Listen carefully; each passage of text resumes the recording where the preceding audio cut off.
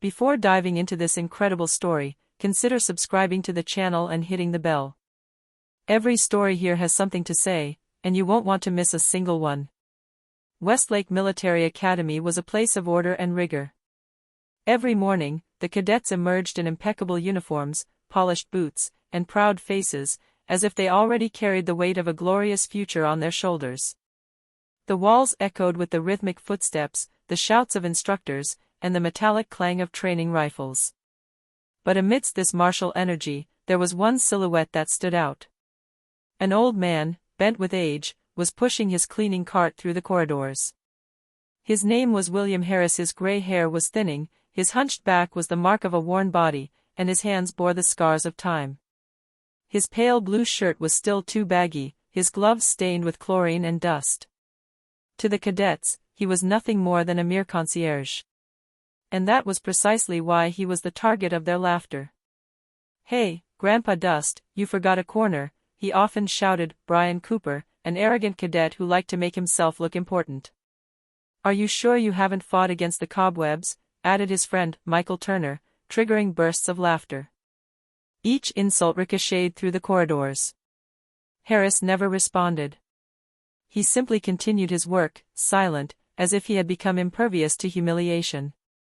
But sometimes a strange glint would pass through his eyes, an intensity that briefly disconcerted those who had provoked him. Then it would immediately disappear, replaced by the unremarkable appearance of an invisible old man. To the cadets, he was nothing. To the officers, he was just a service employee. But behind his silence, Harris carried within him a truth that none of them would have dared to imagine. The day the General Richard Coleman, director of the academy, entered the main hall, everything changed. The cadets stood at attention. The general walked slowly past the ranks until he saw the old janitor mopping the floor. To everyone's astonishment, Coleman stopped, looked him straight in the eye, and said in a clear voice, "Good morning, Commander Harris." A heavy silence fell in the hall. The cadets, stunned, exchanged incredulous glances. The old concierge, a commander? They had just realized that they had mocked not just an old man, but a former Army hero.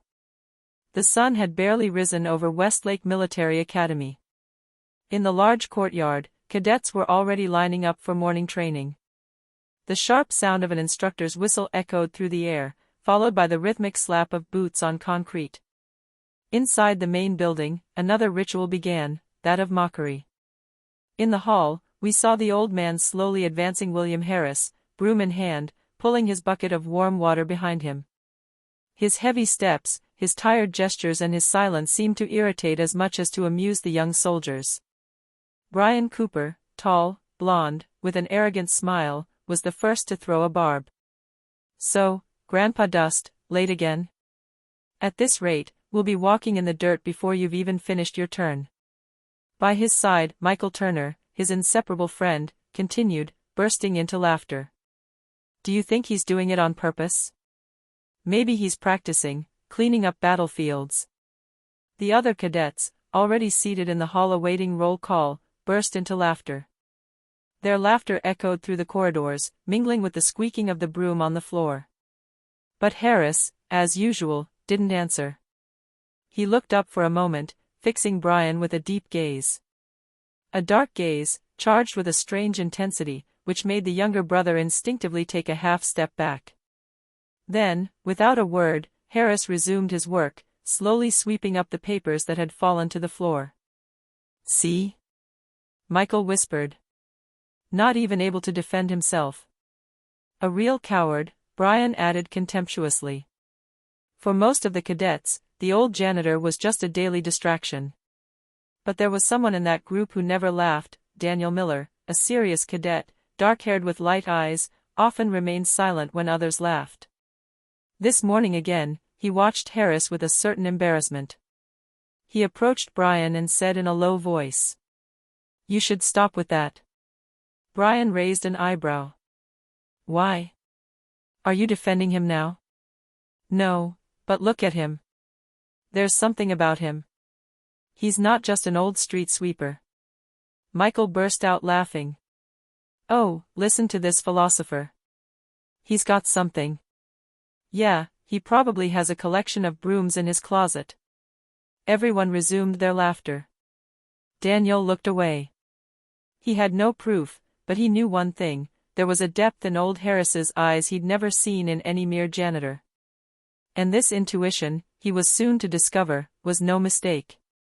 The day wore on at Westlake Academy.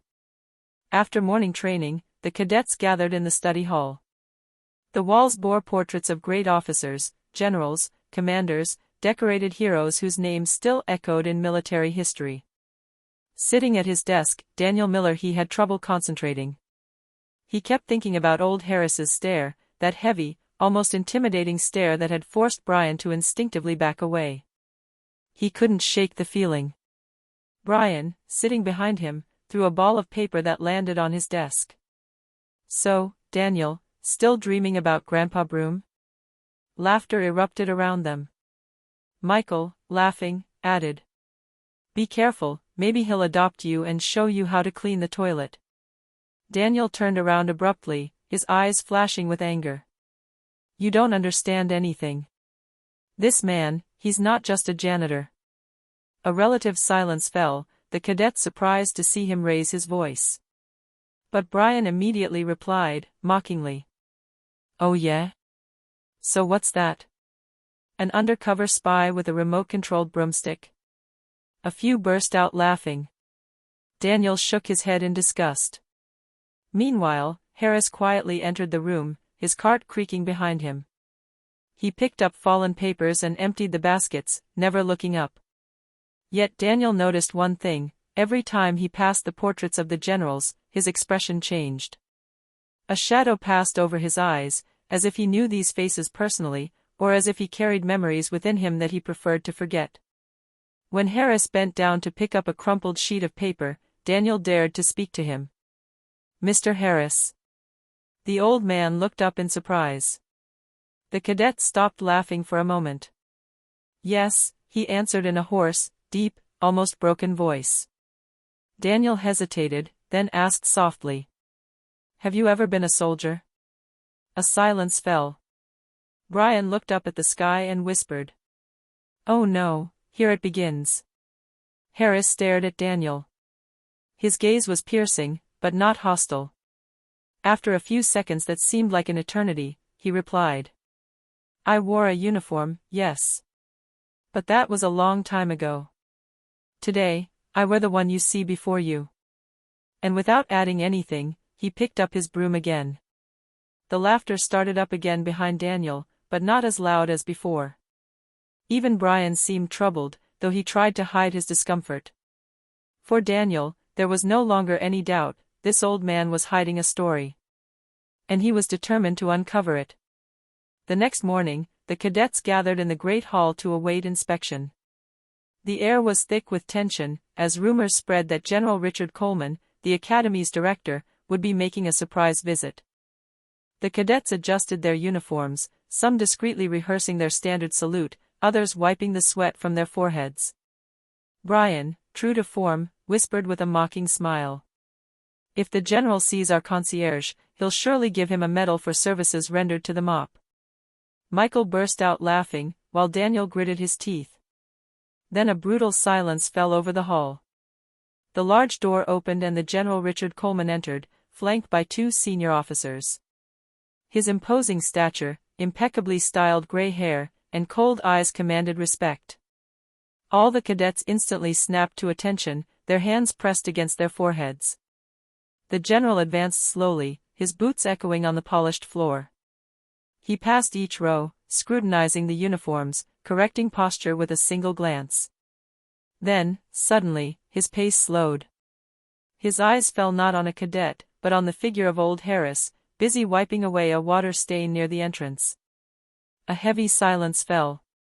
Everyone was waiting for a sharp remark, perhaps even a reprimand for having obstructed the inspection. But to everyone's astonishment, General Coleman gave a faint smile. He stepped toward Harris, and his usually authoritative voice became almost warm. "It's been a long time, Commander Harris." The cadets thought they had misheard. Brian's eyes widened. Michael's jaw dropped, unable to form a word. Harris slowly raised his head. His tired eyes met the general's. For a moment, time seemed to stand still. The old man said nothing, but a silent respect passed between the two men, like a shared secret that no one else could understand. Coleman placed a firm hand on the old janitor's shoulder. "You should be in the history books of this academy, not scrubbing its halls." Harris gave a thin, almost imperceptible smile. "The past is in the past, General. Here, I find peace." The general nodded slowly, then turned back to the cadets, who no longer dared to breathe. "Gentlemen, remember one thing, never underestimate the man standing in front of you. For sometimes, a simple uniform hides the heart of a hero." And without adding another word, he continued his inspection, leaving behind a heavy silence, laden with stupor. For the first time in a long time, the cadets stopped laughing. The academy lobby had never been so silent. After General Coleman left, the cadets stood frozen, as if their minds refused to believe what they had just heard. Commander Harris. Two words that had upset all their certainties. Brian finally broke the silence, his voice nervous. "Did you hear it like I did?" "The general," he called the old man, Commander. Michael shook his head in disbelief. No, that's impossible. Maybe it was some kind of joke, an ironic way of calling it." But Daniel knew it wasn't a joke. He had seen the general's look. It wasn't laughter, nor irony, but pure respect, almost a bow. "That wasn't a joke," he said firmly. "General Coleman never jokes, you know that." The cadets exchanged confused glances. The idea that a janitor could have been a commander, a military hero, seemed absurd to them. Yet the words still echoed in their ears. Brian, refusing to lose face, continued arrogantly. "Okay, let's say he was a commander, that must have been 1,000 years ago. Now he's nothing. Just an old man with a broom." But no one laughed this time. Even Michael remained pensive. A doubt had germinated in everyone's mind. A little later, in the cafeteria, the subject became unavoidable. "Do you think that's true?" asked a cadet, lowering his voice. "What if it was him, the Harris we talked about in history class?" "The one from the operation, what was it again?" replied another. "Storm Eagle," souffled Daniel. Everyone turned to him. "Yes," he continued. "I believe he was indeed part of that mission." Brian burst out laughing, but his laugh sounded false, almost forced. "You're making it up, Miller. You're so obsessed with this old man that you're inventing exploits for him." Daniel stared straight into his eyes. "If you had seen the way the general looked at him, you would not speak like that." A heavy silence fell around the table. Even the most insolent could not find an answer. That evening, as the cadets returned to their dormitories, conversations continued in low voices in the corridors. Who was Harris really? A simple janitor, or a legendary veteran hiding behind a mop? Daniel, for his part, made a decision. He would go to the academy archives.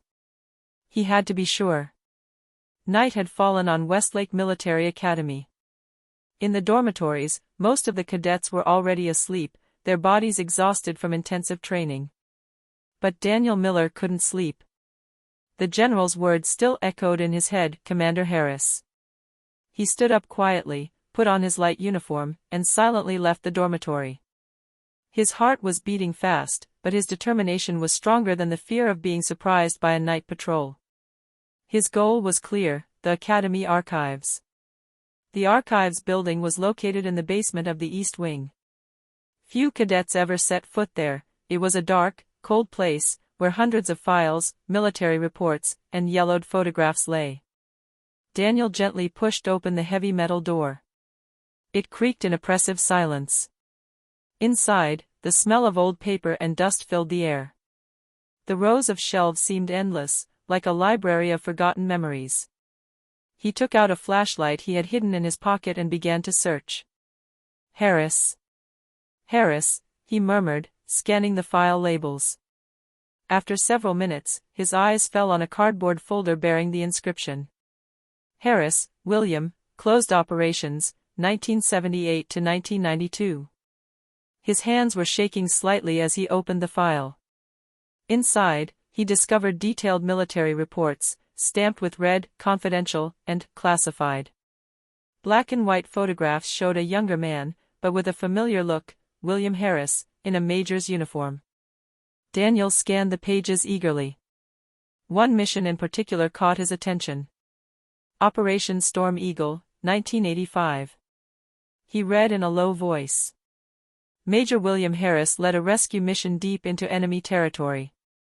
127 soldiers were surrounded, running low on ammunition and supplies. Against all odds, Harris orchestrated a nighttime breakthrough, saving the entire battalion. For this act of heroism, he was awarded the Silver Star and the Distinguished Service Cross. Daniel stood there, breathless. This man, whom his comrades called Grandpa Dust, had in reality been a decorated hero, a lifesaver, a commander whose name appeared in the annals of the American Army. Then he came across a photo. It showed Harris, young, his uniform impeccable, his eyes hard but proud, surrounded by smiling soldiers. At the bottom, a caption. Commander William Harris with his unit, after Storm Eagle. Daniel felt a shiver run through his body. There was no longer any doubt. As he closed the file, a thought struck him: if I know, others must know too. But another inner voice reminded him that Harris had chosen silence, shadow, not glory. He carefully put the file away, then left the archives with only one certainty. This old concierge was not an ordinary man. And sooner or later, the truth would come out. The next morning, tension hung in the air. The cadets were gathered in the lobby, waiting for their instructor to arrive. But this time, the mood wasn't one of mockery. Everyone still remembered the scene from the day before, when General Coleman had called the old janitor, commander. Daniel, on the other hand, couldn't keep the secret any longer. The files he'd read in the archives were swirling around in his head like a whirlwind. He couldn't stand to hear his classmates whispering ironically anymore. He jumped up, placing himself in the center of the group. I have something to tell you, he said firmly. The conversation stopped. All eyes turned to him. This old man you call Grandpa Dust, this man you treat like less than nothing, he saved more lives than any of us will ever save. Brian burst out laughing nervously. There he goes again. He's starting his hero stories again. What have you been smoking, Miller? But Daniel was not intimidated. I went to the archives. I saw the reports, the photos. His name is written in black and white, Commandant William Harris, that he led Operation Storm Eagle in 1985. He saved 127 soldiers. A stunned silence followed his words. Some cadets looked at each other, hesitant to laugh, others remained frozen. Michael finally whispered. It's impossible. It was at that precise moment that the hall door creaked. Old Harris entered, pushing his cart as usual. His face bore the same tiredness, his movements were slow, but he stopped short when he saw the stares fixed on him. Daniel took a step towards him. Tell them, Mr. Harris. Tell them who you really are. A tense silence fell. Harris put down his broom, looked up, and studied the cadets one by one. Then he answered, his voice hoarse. What Miller says is true. I was a commander. But those days are over. My medals don't clean the floor of this academy. Today, I'm just Harris, the janitor. The cadets were speechless. Even Brian, who was still searching for a scathing retort, remained silent. Harris picked up his broom and added calmly. You think the army is about medals and glory. But the truth is, it's about blood, screams, and comrades you can't always save. That weight, no uniform can erase it. He went back to cleaning, as if nothing had happened. But for the cadets, nothing was the same. 2 days later, the cadets of the Academy of Westlake were taking their places in the main amphitheater. That morning, a visiting officer was to give a lecture on military history. The excitement was palpable, such lessons were rare, and the visiting officers had often experienced the events they were recounting. The officer of the day was called Colonel James Whittaker, a respected veteran, as straight as a board despite his advanced age. He stepped up to the podium, bowed sharply, and began his speech. "Gentlemen, today we are going to talk about an operation that marked the modern history of our Army, Storm Eagle, 1985. A shudder ran through Daniel Miller. He knew that name better than anyone in the room. Whittaker unrolled a map projected behind him. In 1985, an American battalion found itself surrounded in enemy territory, short of food and ammunition. The situation seemed hopeless. But one officer refused to abandon his men. He devised a risky, almost suicidal nighttime breakthrough plan, and he succeeded. Thanks to him, 127 soldiers returned alive. A deep silence reigned in the amphitheater. The cadets held their breath. This man, Whittaker continued, was not a general crowned with glory, but a humble and determined commander. His name, William Harris. At that moment, all eyes instinctively turned to the back of the room. And then, as if fate had willed it, old Harris came in, pushing his cart to clean up after the conference. Colonel Whittaker saw him. His face lit up with genuine surprise. "Commander Harris," he exclaimed. "By the gods! I didn't know you were here." The cadets were petrified. The old janitor that half of them had despised was not just a rumor, he was indeed the living hero that the course was talking about. Brian, pale as a sheet, whispered almost to himself. My God, it was true. Daniel, for his part, felt a surge of pride fill him. His intuition hadn't lied. Harris, however, remained impassive. He gave a tired smile and replied simply. "Colonel Whittaker, I'm afraid you're idealizing the past too much. That day, I did my duty, nothing more. But the colonel insists. Nothing more? Commander, you saved over 100 lives that night. If that's not heroism, then what is?" A murmur ran through the assembly. For the first time, the cadets looked at Harris not as a useless old man, but as a living legend. A few days after the revelation in history class, the entire academy was in a state of excitement. The cadets spoke in hushed voices, exchanging theories and suppositions about the past of Harris. Even the instructors seemed intrigued by this silence laden with mystery. That morning, the General Richard Coleman summoned the old caretaker into the main hall. All the cadets present were surprised to see the general appear so early. "Commander Harris," Coleman said, nodding respectfully, "it is time your story was made known to all our cadets. They must understand the meaning of the word sacrifice." Harris, as usual, remained silent. His tired eyes met the general's. "General," he began in a raspy voice, "my time in command is over. I no longer seek fame or attention. I am simply doing my duty here." "And that's exactly why they need to hear you," Coleman replied firmly. "They need to learn that courage sometimes hides in simple clothes."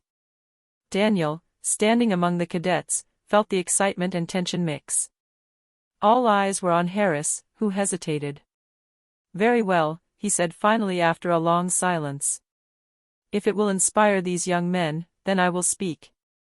But no," his voice dropped to a low, almost a whisper to himself, "know that it was not glory I sought. Only survival." General Coleman gestured for the cadets to settle down. Harris walked slowly in front of them, setting his broom aside. His hands, gnarled and wrinkled, trembled slightly, but his eyes shone with an intensity no cadet had seen before. "Gentlemen," Harris began, "what you think of as courage is often just controlled fear. What you think of as heroic deeds are decisions made in panic, with lives on the line. I am no hero. I did what was right for my men. And some did not survive." A profound silence followed. The cadets, usually talkative and mocking, held their breath. Brian and Michael, standing behind Daniel, exchanged a stunned look. "You must understand one thing," Harris continued, his voice deep but calm, "honor is not measured by medals. It is measured by the lives you protect and the responsibility you accept to bear." General Coleman placed his hand on Harris's shoulder. "Gentlemen, this is the man you used to call Grandpa Dust. This is the real Commander Harris." The cadets, now frozen, realized that their daily mockery had been directed at one of the Academy's greatest living heroes. And for the first time, each felt a deep and sincere respect rise. After the public confrontation with General Coleman, something profoundly changed at the Academy of Westlake. The corridors, once filled with mocking laughter and sarcastic comments, were now imbued with an atmosphere of respect and curiosity. Brian Cooper and Michael Turner, once leaders of the mockery, often remained silent as Harris passed by. Brian, his usually arrogant face, followed him with a mixture of guilt and admiration. "I can't believe it," he whispered to Michael. "Me neither, that guy is a real commander." We were ridiculous. Even the most prankster cadets learned to greet Harris when they crossed his path. Some would give him a simple "Good morning, Commander." And Harris, for the first time in years, responded with a quiet but sincere smile, a smile that said, "You're finally starting to understand." Daniel Miller became Harris's liaison with the cadets. He often came to talk to him, asking questions, and listening to stories about past missions. But Harris didn't talk about glory. He talked about camaraderie, mistakes, losses, and sacrifices. "Daniel," he said one day, sitting on a bench in the lobby, "I want you to understand this: the Army does not glorify survivors. It teaches how to live with those you could not save." Daniel nodded, absorbing every word. "I understand, Mr. Harris. I'm beginning to understand." Little by little, Harris's example began to change attitudes. The cadets realized that respect and humility were just as essential as discipline and strength. Even the competitions among themselves took on a new meaning. They were no longer just about proving their superiority, but about learning and supporting each other. During a surprise inspection, Brian approached the lobby and, without a word, saluted Harris with the proper military gesture. The old man nodded in return. For Brian, it was a small step, but a huge one in his evolution. Michael, for his part, never openly mocked him again, and began to listen to the stories Daniel told about Harris's past. The Academy Hall, once a scene of ridicule, was now a place where experience, courage, and respect took precedence over mockery and insolence. And Harris, silent but attentive, continued to work. But behind his tired gaze was a rare satisfaction. He had sown the seed of respect and wisdom in the minds of these young men. A few months later, the Military Academy of Westlake was celebrating its annual graduation ceremony. The cadets, dressed in their impeccable uniforms, stood at attention, proud and nervous at the same time. The sun shone down on the main hall, casting long, solemn shadows on the polished floor. The General Richard Coleman stepped onto the platform to speak. His gaze swept over the cadets, stopping for a moment on old Harris, who was quietly pushing his cart, as usual. "Gentlemen," the general began, "you have learned to handle weapons, to follow orders, and to lead. But remember one thing: courage is not measured by the size of battles or the medals on your chest." He gestured towards Harris. "Some of our military's greatest heroes don't always wear the uniform you see. Some work in the shadows, silently, bearing the weight of decisions we could never imagine." The cadets turned their gaze to Harris. The man, motionless, continued to push his cart, but this time, no cadet dared move or laugh. "This is the man you once despised and mocked," the general continued, his voice deep and firm. "Commander William Harris. A man who saved lives, who showed courage few of us could match, and who teaches us today the greatest lesson: humility and respect cannot be bought, they must be earned." A solemn silence fell. Then, for the first time in years, Harris put down his broom and saluted. The cadets stood and returned the salute, some with tears in their eyes. Even Brian and Michael, once his biggest mockers, could only stand straight, impressed and respectful. Daniel Miller, watching the scene, felt a weight lift from his shoulders. He had understood that true strength was not measured solely by physical power or discipline, but by the ability to act with courage, humility, and loyalty. And as the ceremony concluded, the cadets knew they would never forget this lesson etched in them by a silent old man who had become their greatest role model. Harris, now simply a janitor in the eyes of the world, had transformed the entire academy. His heroic past, dignity, and humility would continue to inspire every generation of cadets to come.